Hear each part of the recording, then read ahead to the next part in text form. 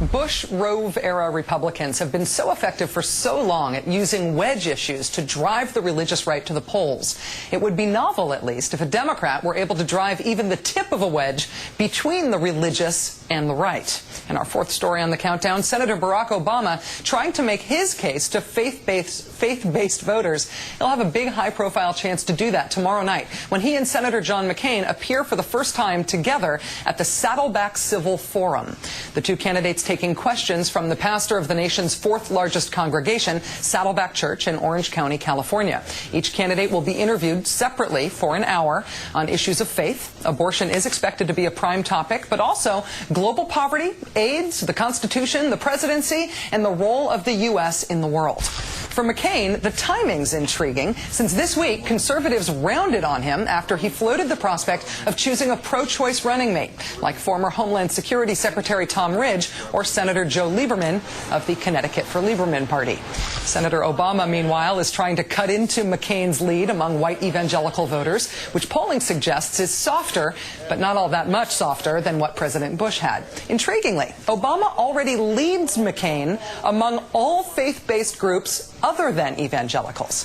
Now, as for Rick Warren, the pastor bringing these two candidates together, he's an evangelical heavy hitter, writer of the book Purpose-Driven Life. But he is seen by some fellow evangelicals as too willing to soft-pedal issues like abortion. In an interview with Andrea Mitchell on Hardball tonight, he embraced a broader agenda.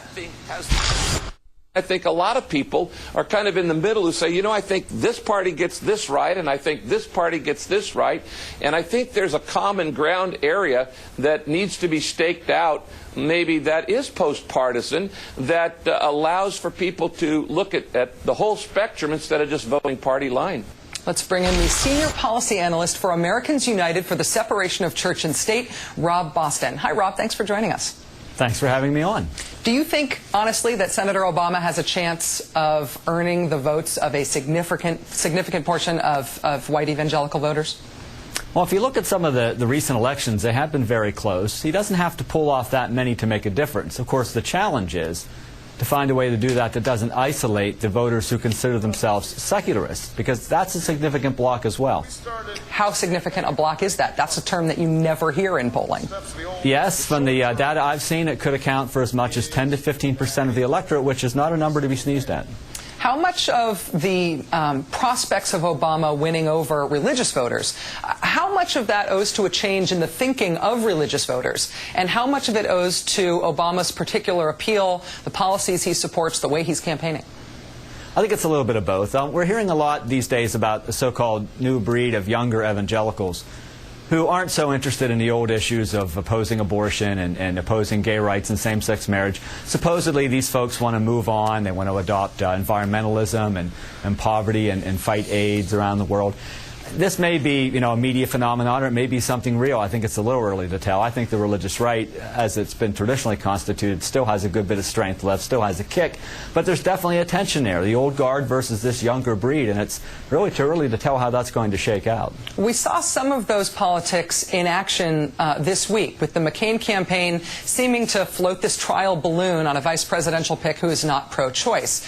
One Ohio activist, a guy named Phil Burris, said that choice will end his bid for the presidency and spell defeat for other Republican candidates, even threatening down-ticket Republican politicians if McCain chose somebody who was pro-choice. If evangelical voters make up 20 or 25% of the electorate, what proportion of those are single-issue voters that would see an issue like abortion as a litmus test?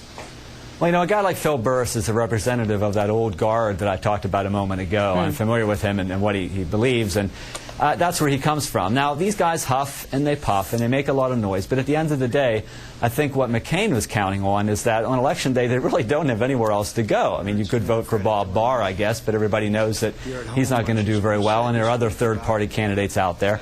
The fact is that what McCain is, I think, hinging on is this sort of fear of Obama that's very prominent among the religious right groups right now. If you look at their websites and read their publications, as they do on a daily basis, you just see that they're really building this guy up as this really just awful force, and not somebody you want to let replace John Paul Stevens on the U.S. Supreme Court. Rob, Do you think that the forum that's going to take place tomorrow in Orange County, the Saddleback Church Forum, do you think a forum like that is a good idea? Do you think having the two presidential candidates meet on the same stage, even if only for a moment, together for the first time in this general election campaign at a forum on faith, is the kind of thing that undermines the traditional and constitutional division between church and state? I think there's simply too much religion in our political system. We've been through this already. We've had these types of forums. We know what these guys believe. We know they're Christians. We know they go to church. If you look at the polling data, the average American is saying the things that they are concerned about are energy prices, the mortgage crisis, the war in Iraq, the recession. Are they going to be able to keep their jobs? Real bread and butter issues, you know, paying the bills. To go back and talk about God again and Jesus and Christianity and the Bible and ask what's your favorite Bible verse and get into all that, we've been there, we've done that. I think the average American is saying, okay, I'm satisfied. Let's move on to some really more pressing issues. Rob Boston, Senior Policy Analyst for Americans United for the Separation of Church and State. Thanks for joining us tonight. My pleasure.